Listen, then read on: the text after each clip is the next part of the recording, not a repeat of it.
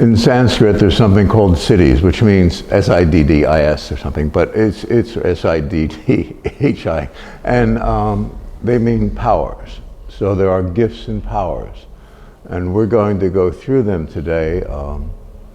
The many, many gradients from being simply spiritual, and kind and true. As a human being, you have this warmth and decency and openness and ability to communicate and to be available for people always. But beyond that,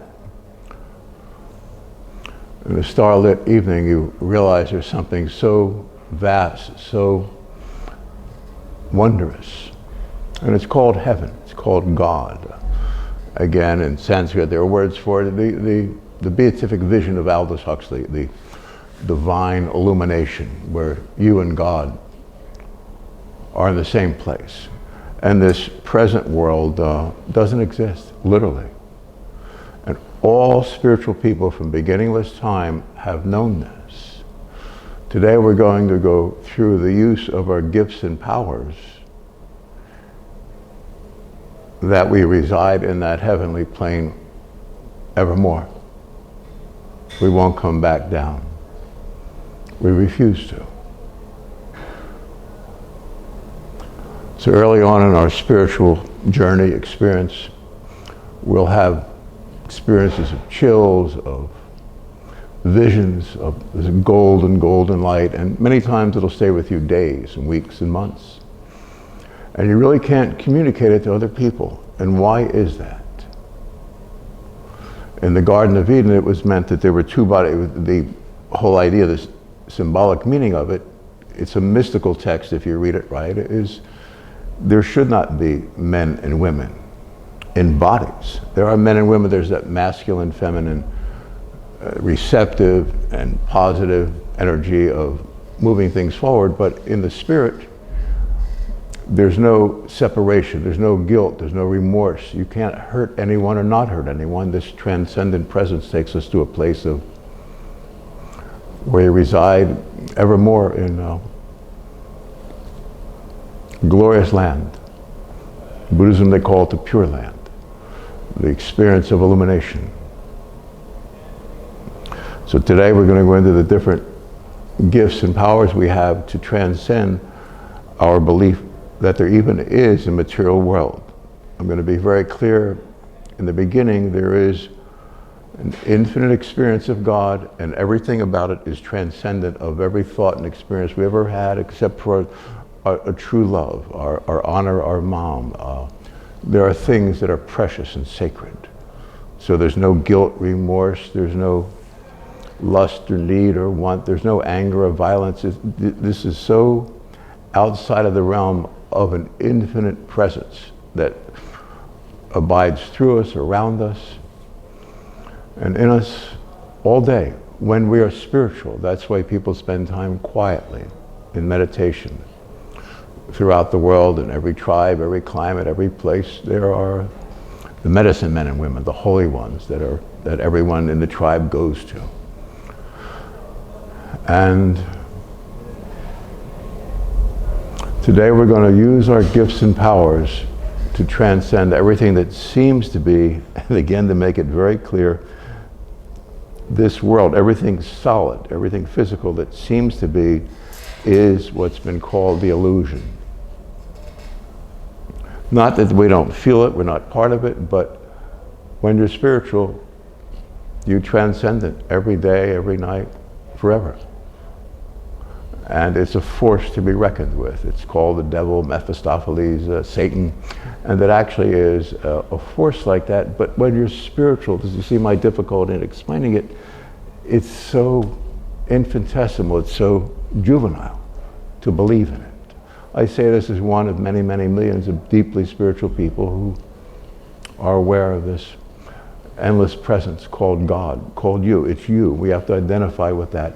And then we'll understand this point that yes, this world that seems to be in physical is here, and that's where we have guilt and remorse and lust and pain and violence, but none of that is of God. And in this infinite, endless universe, there's this one little place in our psyche, the world, that seems to be, that's called the illusion, but we step beyond it. And today we're going to not just step beyond it, we're going to leave it behind forever. On behalf of our family, our friends, our loved ones, and all good people, all good souls. You volunteer for this, you become a human being in a body that never was. It's like we practice an illusory meditation to attain a state of illusory enlightenment. It's all meant that it's so delicate, it's so wondrous, it's so kind and true. It's what true love is, where I can think of my teacher, Kathleen, from 50 years ago. No, you meet someone that humble, you're humble the rest of your life. You'll never do anything wrong. You never cheat, steal, even desire or want or need. You're just there.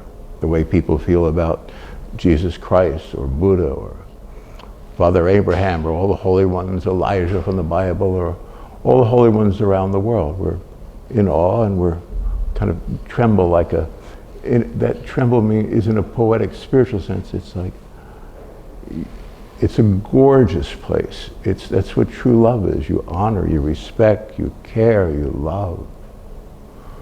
So the gifts and powers involve ways of transcending the everyday experience of believing you're a body into this transcendent plane of endless wonder and kindness. It's called God. There is an actual God. That's 100 trillion, quadrillion, septillion. I think that's got 602 zeros in the, anyway, it's, you'll experience that. Can you imagine? It's called the throne of grace. In the Bible, it says surrounded by 24 elders. There is such an experience. I'm going to say it's certainly my experience, and you're not there all the time because there are endless vistas of wonder and kindness and purity and beauty. It's made of light. It has nothing to do with the physical world. Again, this just happened to be this thing called Satan, this lost little thing. And when you're spiritual, you get beyond it. So if you know that, then it's like your love for your mom or your teachers, or my honor and respect for my partner in this work, Susan George, who helped put together that book, After Time. There are certain people that are truly precious and special.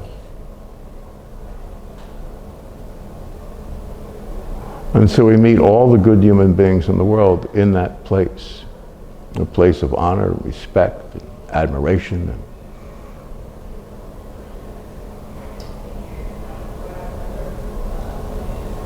With that, you can see the wonder of God, the kindness of God, the purity of God, the transcendence of God, where you step beyond this. So we practice our daily meditation or whatever self-enhancement techniques. There are so many thousands, so I was going to explain many of them, but find 1 or 2 or 5 of them to simply carry you through the day, to keep reminding, know that there's always a place to go. An exercise you can do to remind yourself of this when things are out of whack. You can write down your conditions on paper that you're going through, and as soon as you exteriorize them from your thinking mind and step apart from them, the world is gone, because the thinking mind is what the devil is. And we volunteer to have one temporarily through that aperture called birth to experience this world in order to help others. It's an act of absolute kindness for a spiritual person to become a human being and accept all the grief of it. So if you know that, and you know the endless nature of your own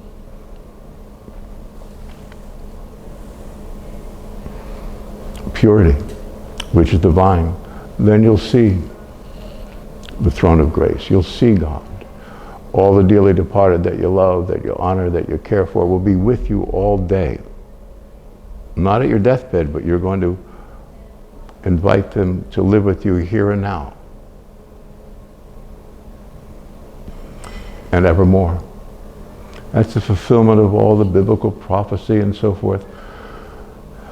As soon as you know that can be, then it will come to you around the clock how to do it. Different methods. And it's beyond prayer or desire or want or need. It's just an isness, as sound as the ocean floor, and yet this world does not exist to you. And you bring all your loved ones into this place in your daily prayers and meditations, and you've decided from the beginning that this can't be. So you're going to get to confront on this force that owns the world, this thing called Satan. And you'll have many, many, many temptations. You've already lived through it. So now to know that it actually is a thing to be reckoned with, and by not reckoning with it, by having no fear, it's something wonderful. It's what the healers do, or when I work on people and fix or relax them, or do things which help them transcend any pain or grief or whatever, or certainly emotional and mental. I can be very quiet with a person and let them let go of what they're experiencing. And especially when they're spiritual, then it just takes moments, 30 seconds or a minute. And then as soon as that's done, they're spiritual, they're let go, so then I can do. This is for all of us. You can speak and God will use your voice and your kindness in your heart and soul.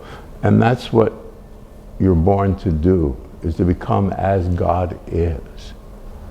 And that means all the temptations of the world, the physicality of it, the grief, the remorse, the lust, the pain, it will all be gone.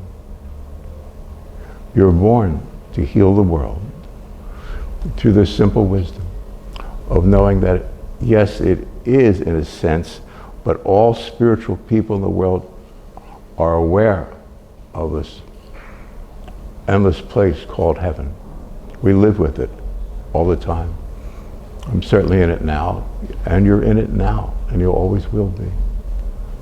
I'm kind of pleading with it because you have to understand, I don't want to go on any more about the devil in the world, because spiritual people don't care. We live beyond it, except we have grief in our heart for every single person in the world that's in pain. And we are aware of them. We experience it in the same way we can experience the throne of grace, though it's infinite, infinite, infinite. You have a delicate sense of it. So you can be there. In the same way you can have this delicate sense of compassion towards every human being in the world. So from today on in, we're going to know. We'll leave no one behind, as they say. You extend your heart, your mind, your soul, all your sensory equipment into the living earth, and you'll lift all souls forever away from this stupidity. And from time to time, you look at the SOP in the face, and it's not a fight, it's fear-based. There's no fear in God and this endless experience of illumination in heaven, which is infinite, and this incidental world in time is, it's not like a lost kingdom, it's stupid. But it's egregious, it causes all the pain, all the trauma, every incident that's any discomforting sense ever. It's from this one place in an otherwise infinite universe. So we look at it, we confront it, and the last day, at the last hour, when the final bell rings, you look at Satan in the eye and it'll be gone. You'll heal the world. First for your mom, your true love, your tribe, whatever that might be. You understand?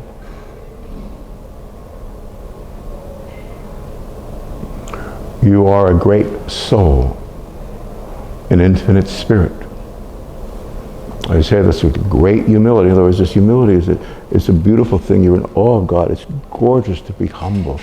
It's what true love is. You just adore and honor and care for the one you love, but it's transcendent of this world. And that's why when you fall in love, even though you're unhappy, you're happy. You meet someone, you love them, then in the first kiss, it's like, and if you never have a kiss, it doesn't matter. It's you know, your puppy or whatever. It's whatever you honor, whatever you love, whatever you care for, you become that, and you are that in spiritual presence.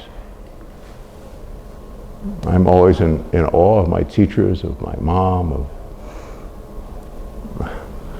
who gave me permission to do what I'm going to do today. And I'm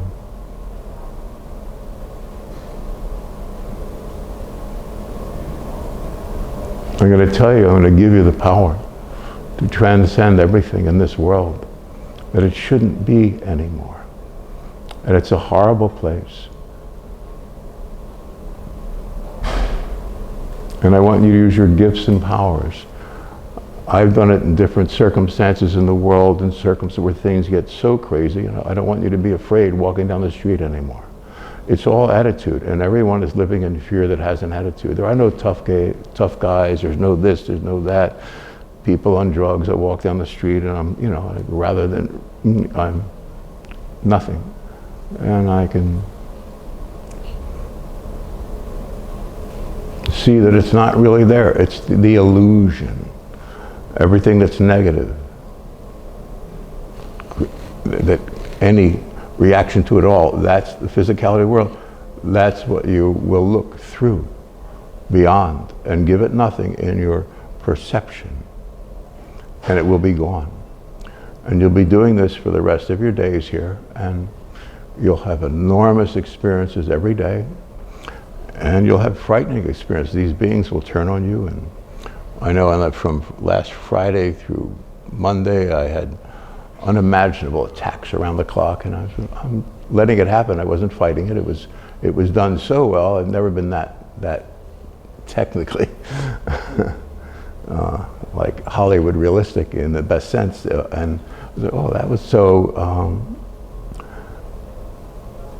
When you take on the whole world, you will have these experiences and these battles, but you will love them.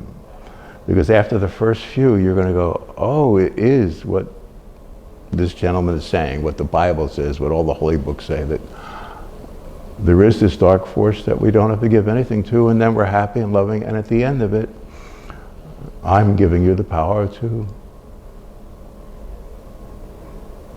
look at it with brute force in your heart and your gut, like that. That's it, no more. And when just a handful of us do that together, it'll be gone, it'll puff. It's an infinitesimal speckle of nothing, the whole world.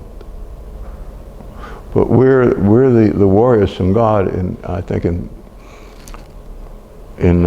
Tibetan Buddhism, where I spend a long time with my friends, and they're always with me around the clock. You might ask me, oh, I talk about India or Tibet. Well, when were you there? Well, I'm there now. It's never left me. I've never left it, or the holy places in the deserts of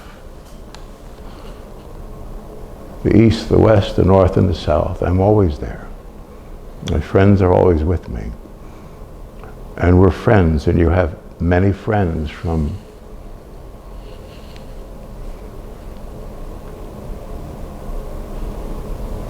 the heavenly places. They'll be with you forever. You'll win this war in perception. It's the most wonderful time for a spiritual person to exist in this plane of being, because you will end it forever. It's just time. It's time for you, for me, our moms, our families, our friends, our loved ones. No more pain. I've been aware of it around real violence, and today the real violence is kind of a psychic, the social, political, but if you stand your ground and look right through it, these gifts and powers will come to you naturally. They're so artistically pure and wondrous and spiritual, so for me to describe them in words about the material world, do this or that, is unnecessary. We're moving right through that. To this quiet place in your heart and soul. In Eastern meditation, in Hindu, they would not this, not that. In other words, just whatever comes to you. It's not this, it's not that. In perception, it's so delicate. I think last week I said it's about hearing. You can hear a pin drop on a quiet sea, and that's the truth. I certainly feel it 24 hours a day all my life. Even when I'm like embattled, I'm aware of it. And you're aware of it. The reason you're aware of it, you are it, and that's 100,000% of what you are. And it's an infinitesimal part of us that is born into this world, and we're all at a different place with it. And we're all going to do the same thing with it. It can be leaps and bounds. You can do it right now. This never was. Only that.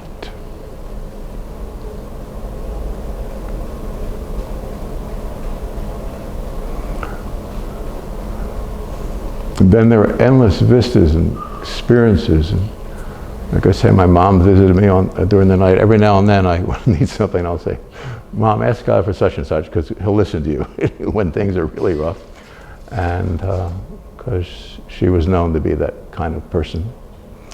And always is. I always experience her, my grandma, or my Great Dane when I was 5 years old, or my many teachers or friends in this life. Many who pass, and they're always with me. My buddy who gave me a little 300-year-old Buddha from Nepal before he passed, from Fifth Avenue and the auction, and because I give everything away, and last night he came to me and said, don't give that away. It was very, very nice. So you'll have beautiful experiences, you'll see everything, you'll understand everyone around you, and you don't give in to anything. Don't be moved by heaven or hell. Just, you'll disappear on your feet. It's so wonderful. Apparently I don't need to use all the words or techniques today, because it is this simple. It's a matter of simple wisdom of believing in God or believing in the world. And I don't believe in anything solid. The last few days I've certainly fixed many people's physical problems and so forth in the most delicate way. And as soon as that's done, to open up the fact that they're a spiritual being, you let them know that, and then the rest is gravy and happiness and joy. And you'll do this with everyone you know for the rest of time, which there'll be time no longer, very soon. You're the holiness of God present in this world at this time. You're a weapon of divine purity. No one can beat you. No one can touch you. No one can harm you.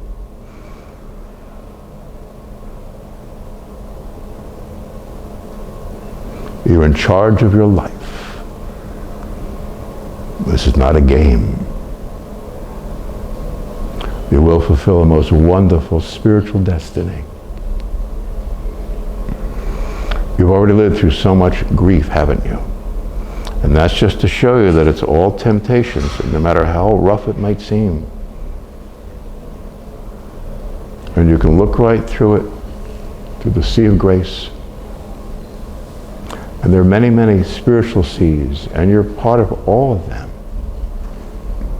But it's not like entering a time machine, you're everywhere at once. And like my delicate love for my teachers or my friends are like, I see through everything and everyone all the time. And our only grief is bringing those we love and care to this place of let go of your body consciousness. Today everyone wants to be this or that, to go to the gym all day. That's wonderful. But so much more wonderful and gratifying would be to not exist as a physical being anymore. That's your destiny. It's so wonderful to be you. Understand you've gone through all this grief for a reason. You took it on for a reason. And the reason, understand the illusory nature of it. And now use these gifts and powers which will come to you around the clock. You'll see through everything. You won't accept anything of the physicality of the world anymore. And it will happen in bits and pieces throughout the day and evening hours. And it's very gratifying, very rewarding. And you can only share it with a very few people around you. From time to time there will be someone. From time to time there will be no one. And you'll figure it all out. It's very complex, the emotions and the two sides people take against each other, and you're trying to fix this one, and the other one is reacting to that. You're saying, well, if you do this, okay, but then the other one's reacting, and so you can let that go now, and with outstretched heart and arms, you can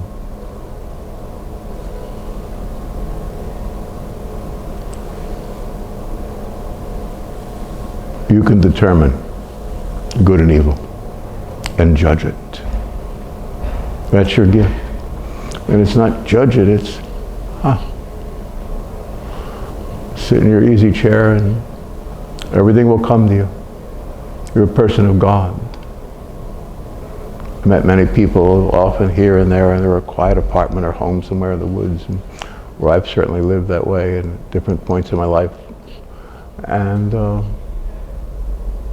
there are many, many millions of holy ones in the world. You'll feel them in your dreams, in your waking state. In your waking state, as God is my witness, will become your dream.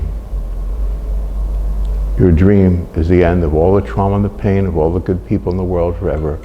And at the end, you can look at the dark force